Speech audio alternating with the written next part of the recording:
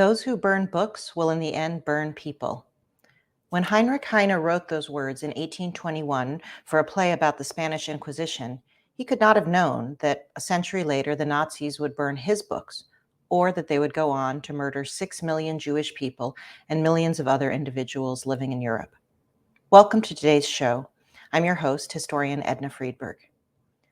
Around the world today, we see attempts to censor information, and many governments control what their citizens read, what they hear. In the United States, local initiatives to ban controversial books from classrooms and libraries are provoking heated debates about what are appropriate topics and acceptable books for students to read. During today's program, we will look back in time to understand the driving forces behind Nazi book burnings and book bans. And with the help of our guest speakers, we will see how many of the reasons used to justify censoring books and other materials at that time are being invoked again today. I'm pleased to welcome Deborah Caldwell-Stone. Deborah is the director of the American Library Association's Office for Intellectual Freedom. Hello, Deborah. Hi, Edna. Good morning. Good morning. And I'm also pleased to be joined by my colleague, Dr. Lindsay MacNeill, who is a historian here at the museum. Hi there, Lindsay. Hi, Edna. Thanks for having me back. Please post your questions for Deborah and Lindsay in the comments section, and we'll get to as many of them as we can in the course of the live show. Deborah, I'd like to begin with you to give us a little historical perspective, because book burnings did not originate or end with the Nazis. Could you please give us a sense on other times in the past when authorities have tried to control the written word? Oh, absolutely, Edna. We've had book burnings from the very beginning, ever since ink was ever placed on paper or when printing presses began to produce books. For example, in China, a historic Chinese emperor burned books of philosophy and history when he assumed power as a way of consolidating his political power and status and to elevate himself as the supreme emperor. He didn't want these writings to exist. He didn't want any comparison to his regime as emperor. And so he used book burning as a way of preserving his status. More recently, we've seen books burned and banned in the United States. For example, in the 1950s, we saw incidents where young people would gather together comic books and burn them when there was a moral panic about comic books causing delinquency at that time. And also, there was times when even there were burnings of Beatle records. If you recall that John Lennon said that the Beatles were bigger than Jesus or God, and as a result, there were calls to burn their records, and so we saw those kinds of burnings in book burnings, material burnings in the past.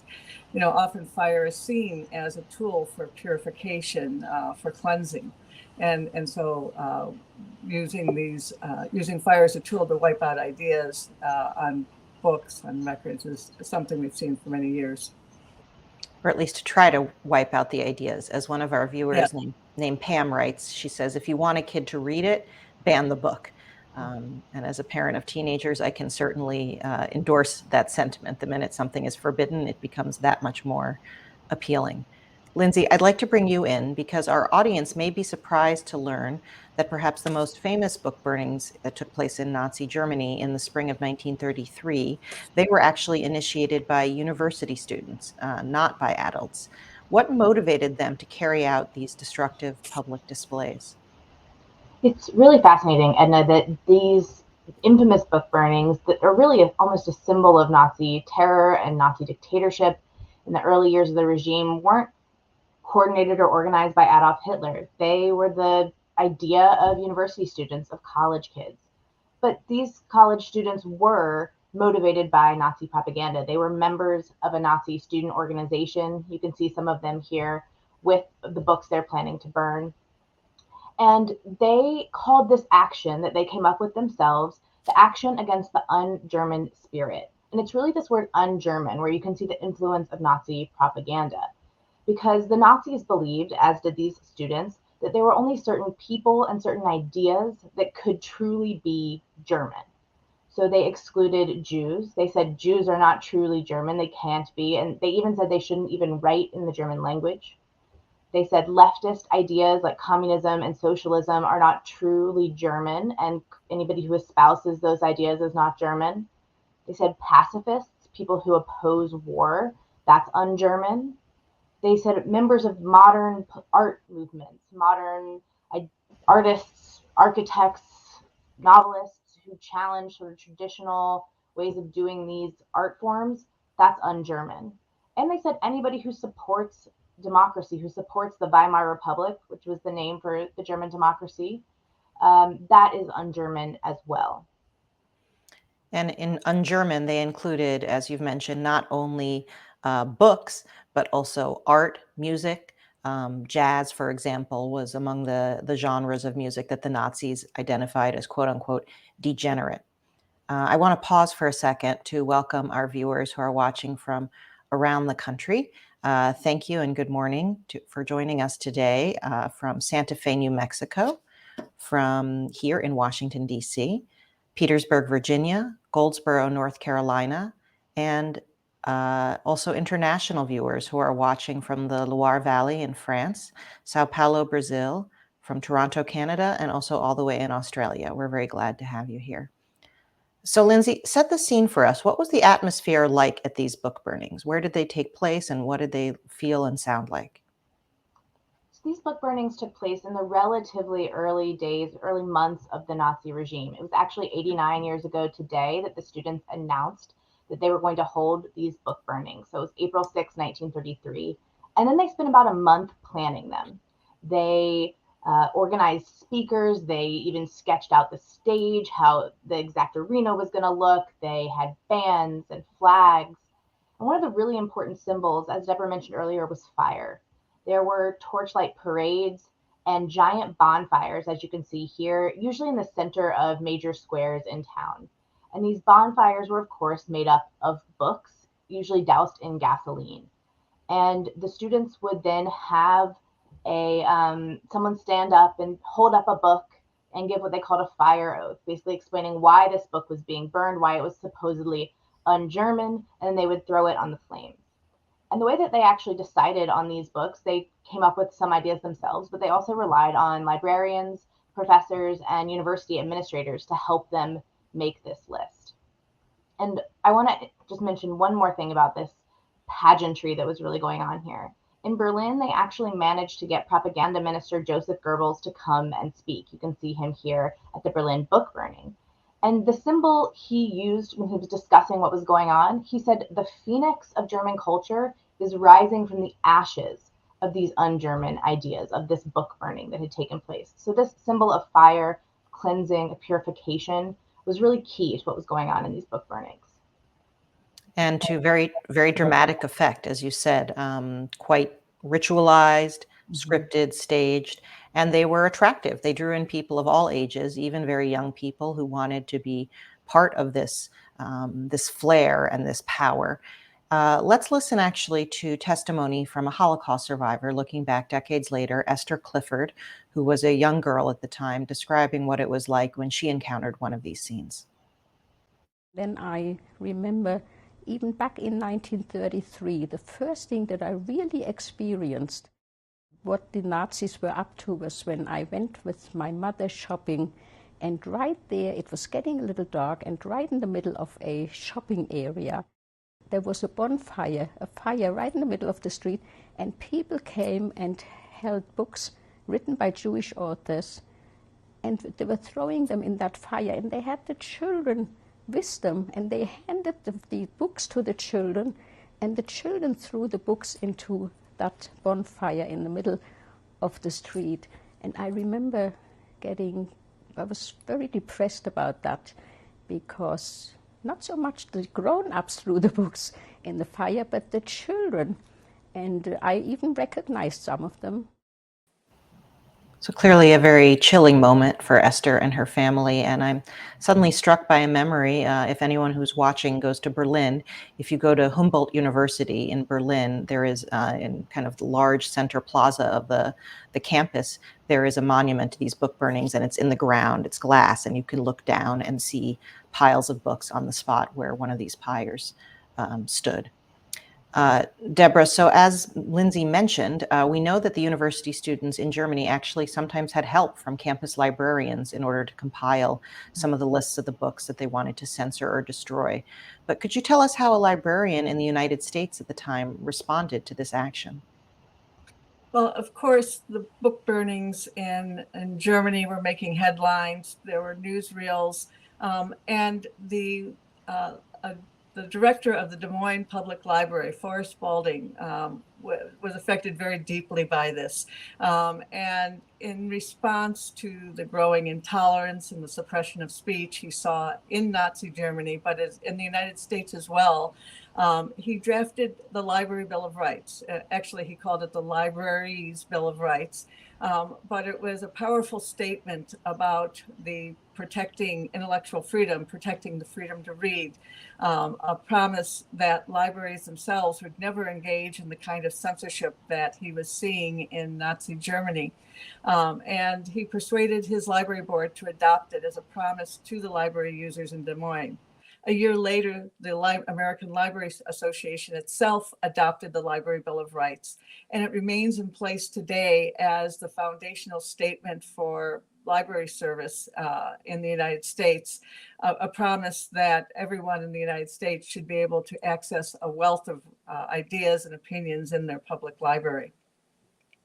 And when you're talking about that, that includes ideas with which we might have discomfort or even feel offended. A viewer named Mark is writing that even printing evil and ignorant books like Mein Kampf, Hitler's book, he writes, is a good thing as it exposes evil and allows us to be challenged. Any thoughts on that, Deborah?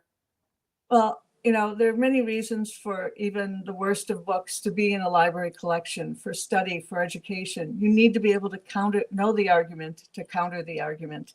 You need to understand the evil in order to fight it. And so it's worthwhile, and it depends on the library, of course, but it's worthwhile to have these books available to those who need to study them and learn from them so that they can make sure that we don't make the same mistakes from the past in the future. And actually, it strikes me and reminds me that during World War II, in fact, the US government sponsored some translations of a variety of Nazi writings, including Mein Kampf, with the idea that American soldiers or officials needed to know what they were opposing, what they were fighting against. So just putting on blinders won't do it.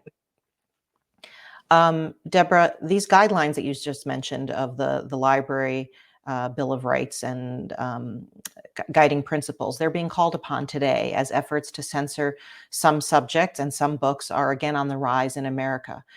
We know that the Nazis had a stranglehold on society that allowed them to control information, or at least try to, on a national level. But what does censorship look like in contemporary America now? Well, we've reached a consensus in America today. You know, generally the federal government does not involve in censorship, and we really don't see very much censorship around literature that's written for adults, books written for adults that are intended for adult audiences.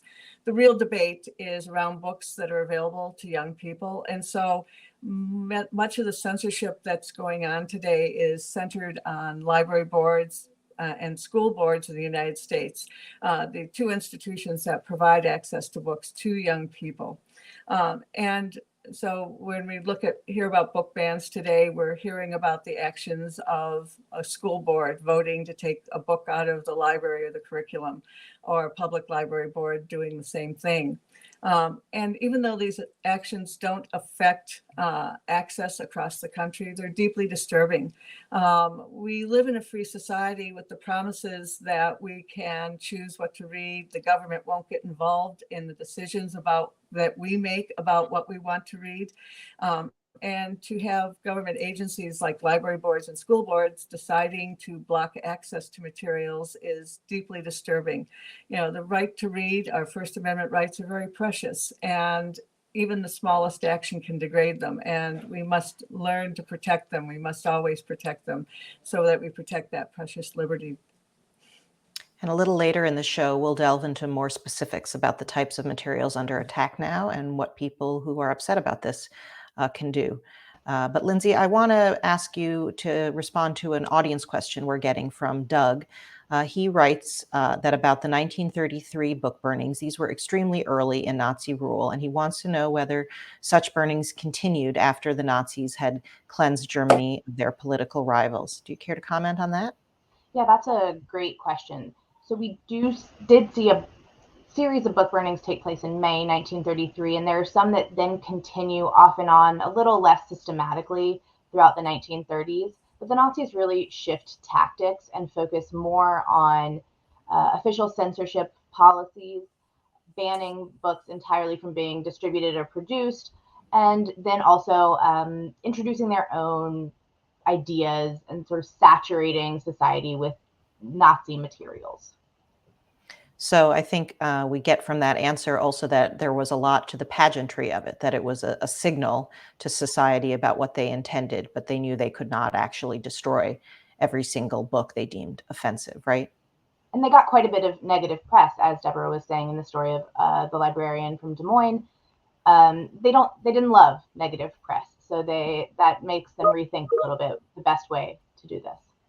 And I think that's often surprising. I know from many other subjects that actually the Nazis were quite sensitive, as you said, to backlash from public opinion, and it could cause them to change course even later in deadly actions like their so-called euthanasia project, the systematic murder of people with disabilities. But that is a topic for another show.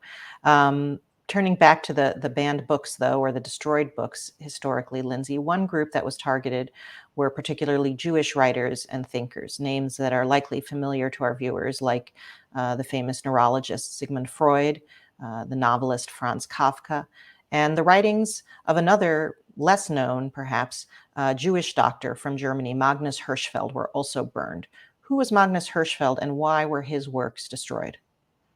So as you said, Magnus Hirschfeld was a German Jewish doctor, but he wasn't just a doctor. He was also a researcher, an advocate, and a reformer. And his specialty was the study of gender and sexuality.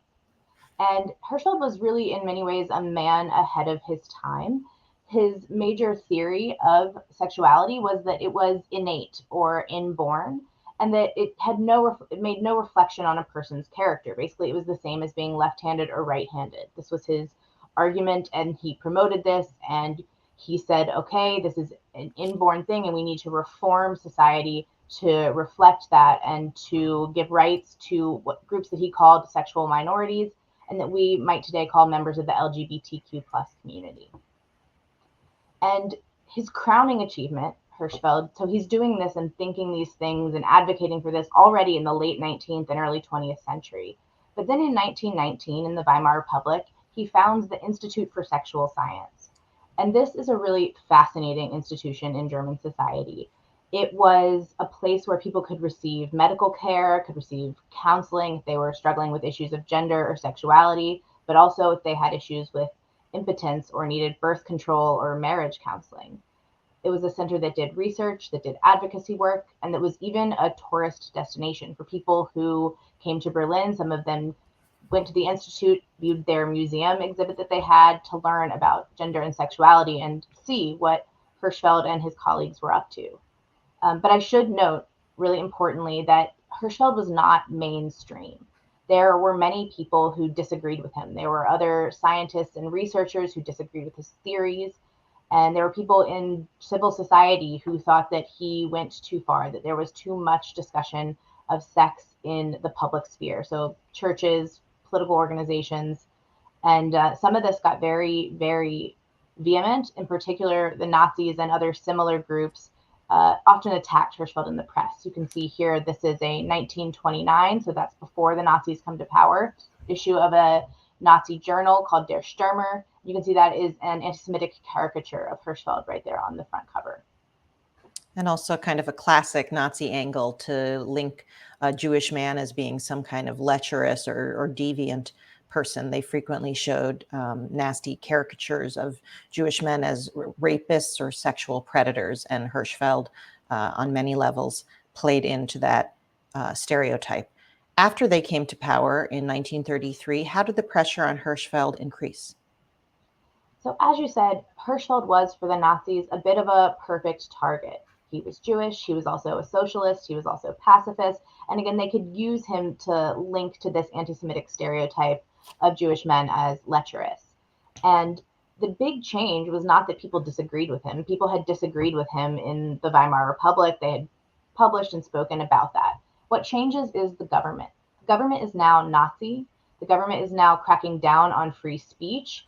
And basically, you then have these university students and stormtroopers show up at Hirschfeld's Institute, vandalize it, loot it. Here you can see them sorting through his materials, which they've pulled from shelves. There's just piles of them.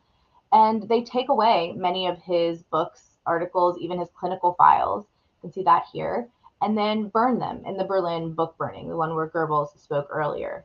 The fact that they really delighted in destroying Hirschfeld's life work, you can tell because they actually carried a bust of his head around in a parade around the book burning. You can see that here. The picture's a little unclear, but that's a sculpture of Hirschfeld. And fortunately for him, he was actually out of the country at the time on a speaking tour, and fearful for his life, he never returned to Germany. Frank on Facebook writes, in reference to the famous quote from German pastor Martin Niemöller, that then they came for me and there was no one left to speak for me. Frank reflects that it starts with targeting marginalized groups and goes from there. And certainly Hirschfeld, as a gay man, as a Jewish man, was marginalized on multiple fronts and was a harbinger of terrible things to come. Deborah, I see some links between then and now because gender and sexuality continue to be hot button topics and are at the root of some recent efforts in this country to ban or limit access to information. Could you give us some examples from here in the US? Absolutely, Edna.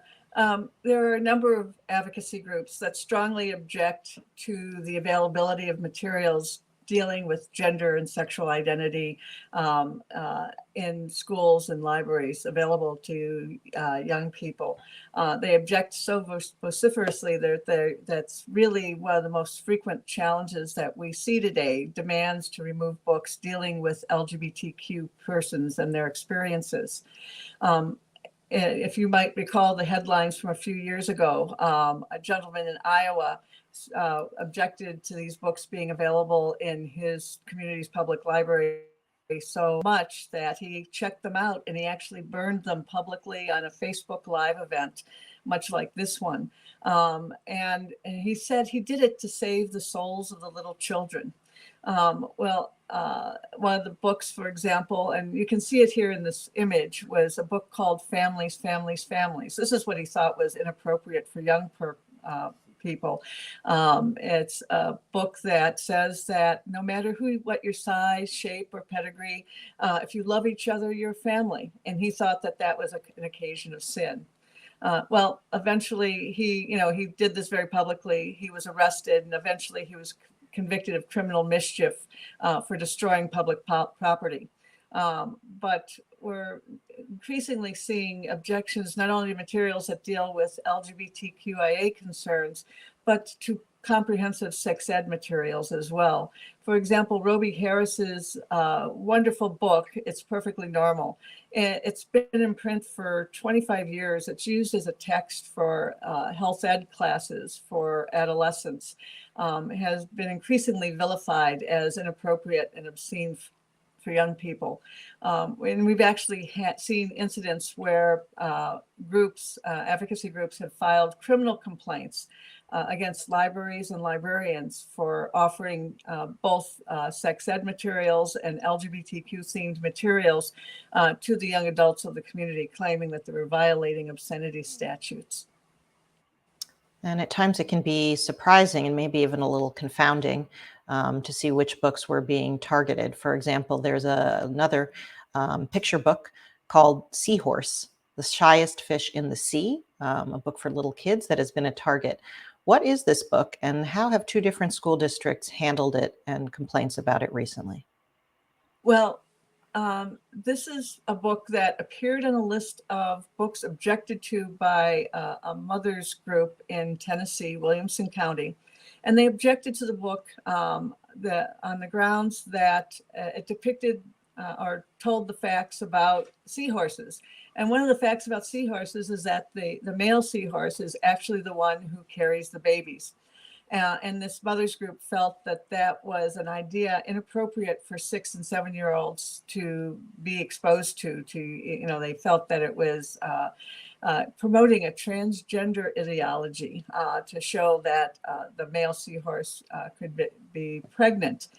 And the odd thing is that this is just, a series book, a factual book about seahorses. It not only talks about how seahorses come into being, it talks about how they change color, other facts of their life under the sea.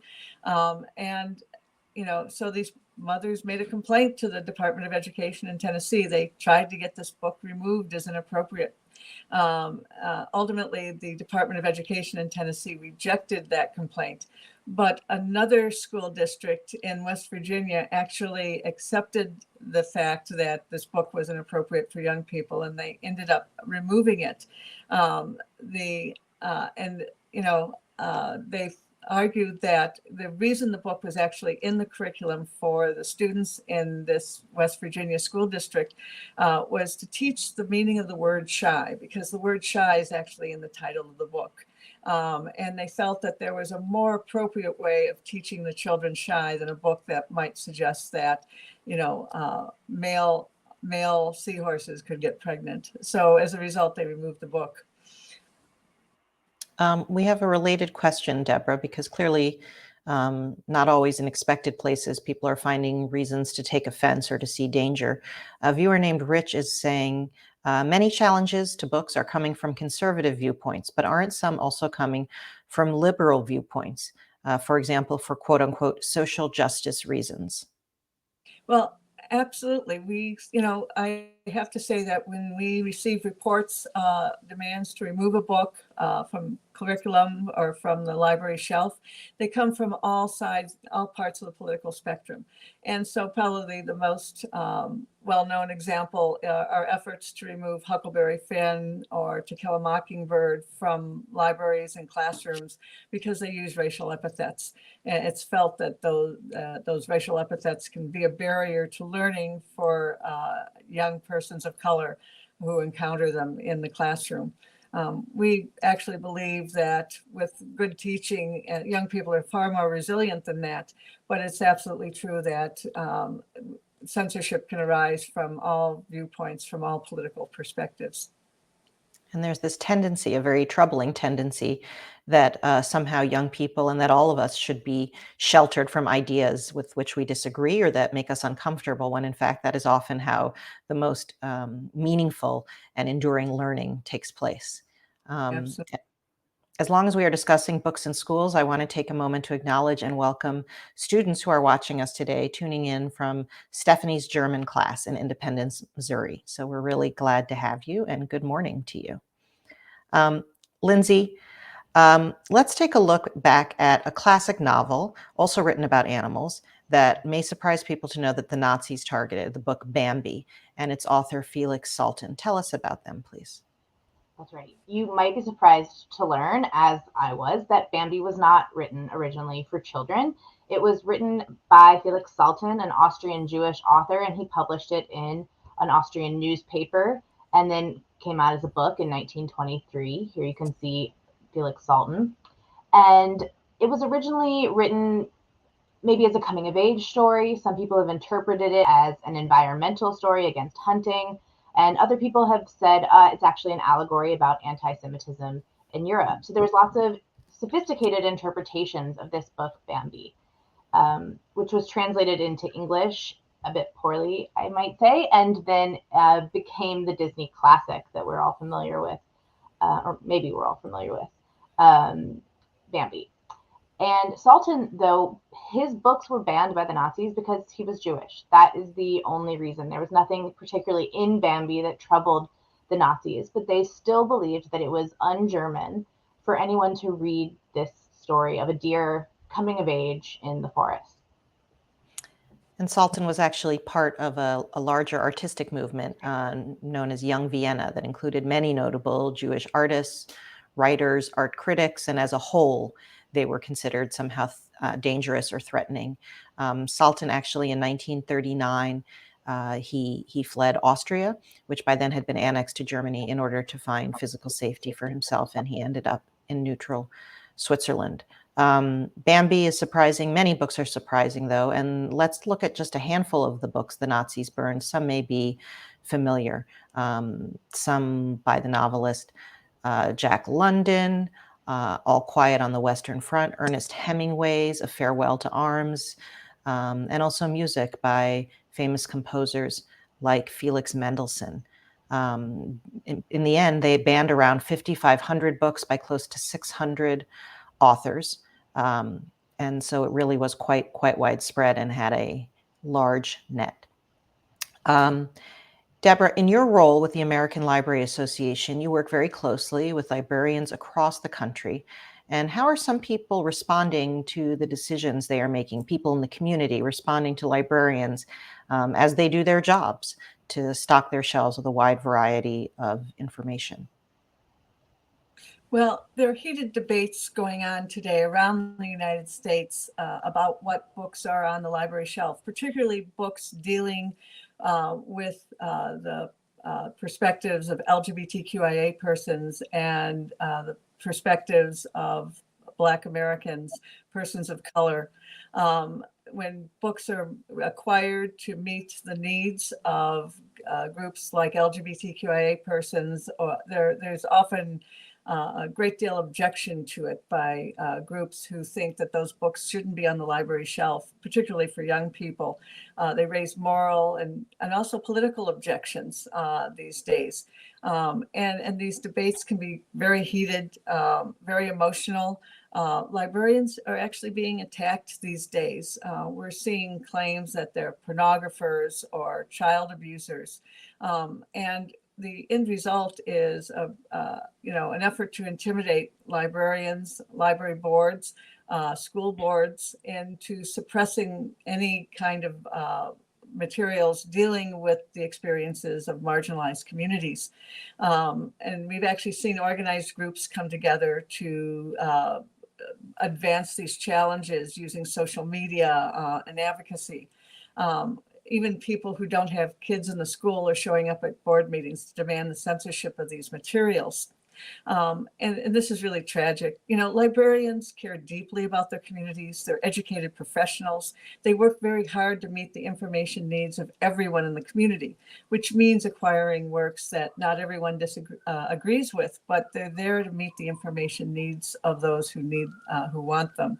And we've actually seen librarians fired in the last year for refusing to remove books that they felt very deeply met the needs of individuals in the community. They wanted to make sure that young people, particularly adolescents, had materials at hand that responded to their questions about gender and sexual identity, their own struggles with coming of age. And so we're really seeing we're in the midst of a difficult time, to summarize, where we're seeing censorship used as a tool to control what young people can read. And it's very troubling, because it appears that libraries and librarians are being falsely accused of somehow setting an agenda. In fact, it's the other way around, that they are reflecting the community rather than telling the community. A viewer named Donna writes that reading about the sad and even horrible parts of history not only teaches empathy for others, but it builds resilience. And we have a question, Deborah, from a viewer named Brad.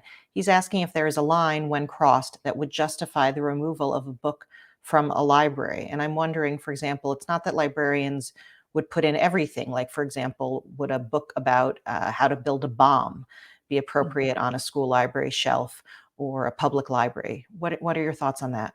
Well, it depends on the mission of the library itself and the audience it serves.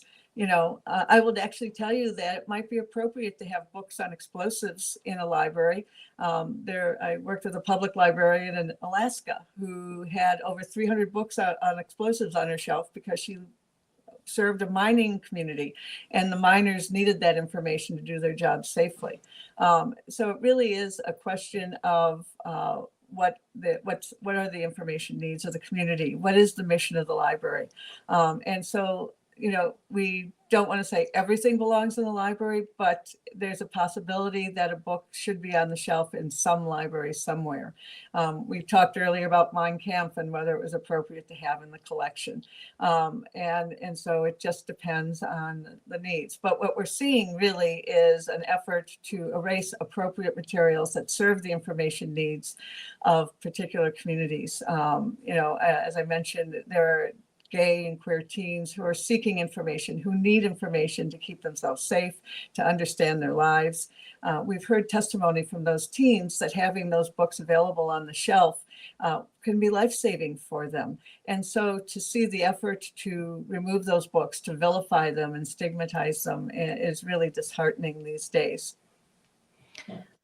Let's be clear, though, that this content that we've been discussing and these controversies, they're not only about sexual orientation or gender identity.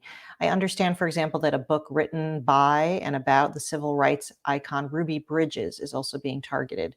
Some of our viewers, especially internationally, may not recognize that name. Who is Ruby Bridges, and why is this book a problem for some people?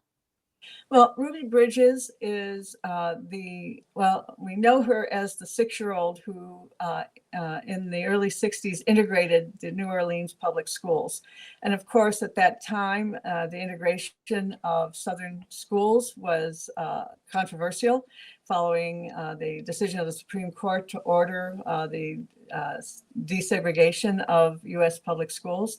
But Ruby was brave and her family was brave. And so she started to attend the local school that was predominantly white in her community. But the adults in the community reacted badly. She actually had to walk a gauntlet of angry adults with signs and protesting her presence at the school. She actually needed the protection of U.S. Marshals to enter and leave school.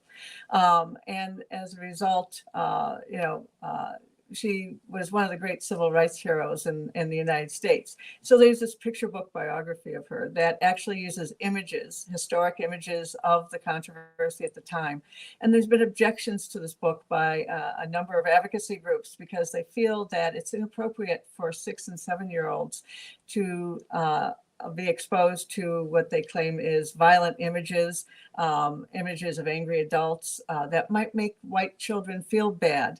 And so as a result, they've seen challenges to this book, which really just celebrates the life of a very brave little girl and her work to promote civil liberties and civil rights in the United States. And this is all a result of a campaign we're seeing today to attack works dealing with the perspectives and lives of Black persons in the United States under this rubric of critical race theory. There's an actual campaign to keep these books, these ideas, these discussions out of schools and libraries. We're actually seeing elected officials buy into it and to pass laws banning the consideration of these ideas. It really is trying to control what is taught about history and proposing and imposing a status quo that probably never existed in the United States, but some people are very invested in. So much as the Nazis vilified the idea of a Jewish person in the 1930s, these groups are vilifying books that reflect the lived experiences of Black persons and their perspective on America's history with racism and slavery. It's just really an effort to silence these voices that are finally being heard in our public discourse, and we're firmly opposed to that. You also said something when we were preparing for this show that really stuck with me about how this is also about the underestimation of the capacity of children to deal with and confront and process complicated history. And you mentioned that if Ruby Bridges was only 6 years old when she had to walk that gauntlet of raging, violent adults, a little kid today could certainly be given the opportunity to learn about what she did without experiencing it. I mean, that's often what we hear. They want to ban books about what young people go through, whether it's Ruby Bridges integrating her school and having to confront the angry adults in her community, or young people who are dealing with the impact of police violence on their lives. And, they're experiencing it. So why shouldn't they read about it? Why shouldn't they understand it and be able to read the books that may comfort them, may give them guidance, may give them a way forward? A viewer named Jerry writes that when books are banned, it means a certain group of people doesn't want you to know the truth or to form your own opinion. But Deborah, I'd like us to make an important distinction, because I think we could kind of be using a blunt instrument here, that banning books outright and prohibiting access to them is quite different than removing books from an official school curriculum where they are assigned to a student or a student is required to read it. And a viewer named Paul writes along these lines that he knows this may be a loaded question, but why was Maus removed? For people who are less familiar, Paul is referring to a recent debate surrounding Maus, which is a Pulitzer Prize winning graphic novel about the Holocaust. Deborah, could you fill this in for us? What happened with Maus? Well, with a school board in McMinn County in Tennessee voted to stop using Maus as a textbook and literary arts curriculum. It was being used to both read materials around the Holocaust. And the school board voted to remove it. It was in the 8th grade curriculum, and they felt that its use of Maus's use of profanity and a few images of naked female mice were inappropriate for 8th graders. It's interesting. They argue that they didn't object to Maus's as a book about the Holocaust, but just these isolated items in Maus, the profanity, the nudity. Now, you have to know that in the United States, school boards have discretion over the curriculum, can make decisions about what books are used in the classroom. Now, they can't reject books simply because they don't like the ideas in the books, but they do have a great deal of control over what books are used in the classroom. Now, what's really ironic about this whole situation is that it did make headlines. And as soon as everyone heard that Maus, which is really cherished as a classic novel around a family's experience with the Holocaust in the United States. It shot up to #1 on Amazon's bestseller list. Everyone wanted to read it. Everyone in the community wanted to read it. Bookstores sold out of it, and there were giveaways, and everybody wanted a copy.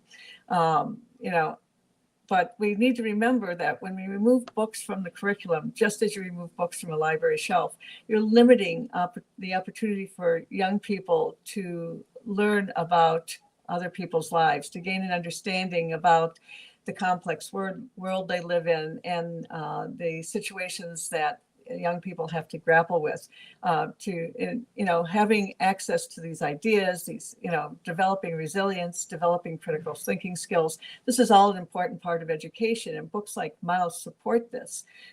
So, just as confronting and understanding the experience of a young girl integrating her school, Maus developed, has often been described as developing a great empathy for what happened during the Holocaust and understanding for what happened for the Holocaust. And just to reiterate, all of the characters in Maus are portrayed as animals, with the Jews portrayed as mice, Germans as cats, Americans as dogs. So many people were perplexed about the complaint, or the ostensible complaint, that the nudity was the problem. And in fact, the book's author, Art Spiegelman, told the New York Times that it seemed to him like the school board was asking, why can't they teach a nicer Holocaust? Yeah. So it's also just very, very unpleasant history. Our viewers are sharing varying opinions about the age at which Maus should be read. Someone named Amber writes, I went to high school in a small Tennessee town. In 10th grade, I had an amazing literature teacher who introduced this book, Maus, as well as Elie Wiesel's Night, to our class. And I am so thankful to have experienced that in a classroom setting. Maus wasn't something I would have ever had access to on my own, having come from an extremely poor family, and I would never have dreamed of asking my grandmother for it. Lindsay, I'd like to bring you back into the conversation in the few minutes we have left, because of course, Holocaust history and what you and I spend our days teaching is inherently very violent, very disturbing, very unsettling, and we would be remiss if we did not acknowledge that it can be very difficult to choose age-appropriate resources to address this topic. Audience member on Facebook, Robin, is asking what books to use for Holocaust education. Could you give some guidance that the museum offers to support educators and also parents in making these decisions? Absolutely. One of our missions at the museum is to make sure that there is accurate information about the Holocaust available. And part of that is about helping teachers and parents figure out which books are the best choice, because there is a great deal of discretion in teachers and administrators choosing what to teach at what age, and there should be. We have guidelines that we've put together that I believe we're going to share a link to that help teachers ask questions like, is the book historically accurate? Does it avoid simple answers to complex questions? And does it help students connect these big statistics, these numbers of the Holocaust, to the real lived experience of people? Thank you. And again, we will share a link in the comments section at the end of the program and hope it will be useful to both teachers and parents. Deborah, as we close today's program, we have a question from a viewer named Trudy asking what we as private citizens can do about efforts to censor books or censor school curricula. Any suggestions? Yes, we do understand that the majority of voters, the majority of parents in the United States oppose book bans in great numbers. And that opposition crosses party lines. I think we all understand, we all need that the need to protect our freedom to read.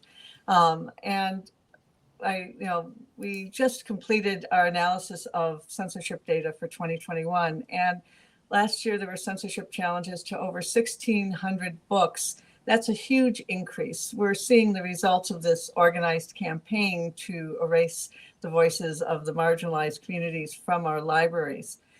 These opinions need to be part of our national discussions. We need to be able to understand where we came from, to know where we're going, to engage with each other and to gain empathy for each other's experiences. And this is particularly important for young people.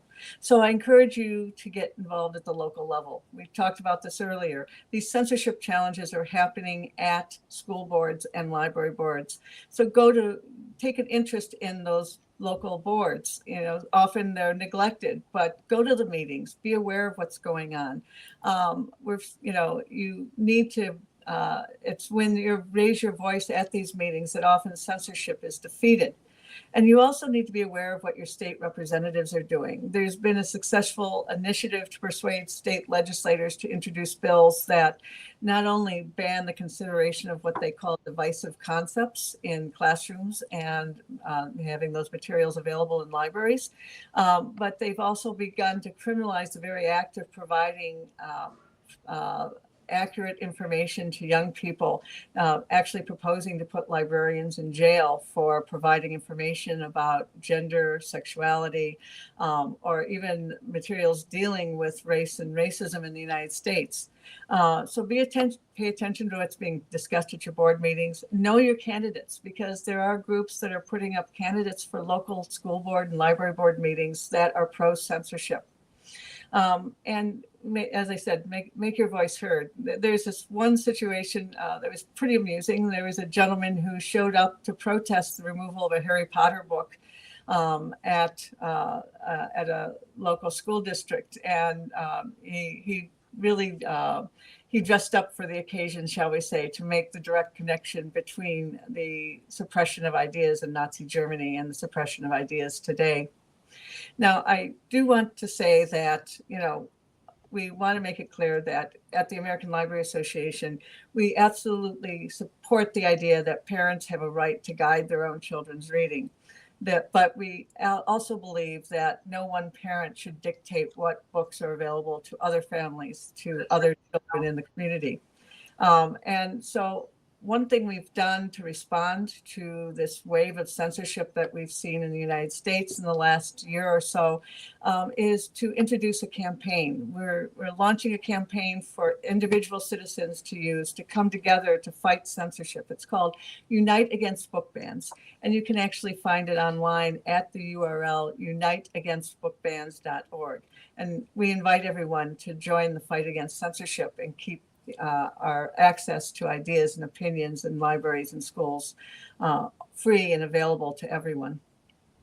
And I think, Deborah, your comment about the polling data is really comforting, that this is not a partisan issue, that people on all parts of the political spectrum overwhelmingly want to have free access to ideas and to books. And that gives me some cause for optimism. Absolutely. We just close with a couple of viewer not questions, but comments, really. Suzanne writes, "Thank you for this timely program during National Library Week." And a viewer named Jesse writes that librarians are rock stars and, like teachers, are incredibly undervalued. And I'm sure I speak for both Lindsay and Deborah when I say we wholeheartedly agree and endorse that sentiment. So Lindsay, Deborah, thank you very much for being with us today and for teaching us. Thank you for having me.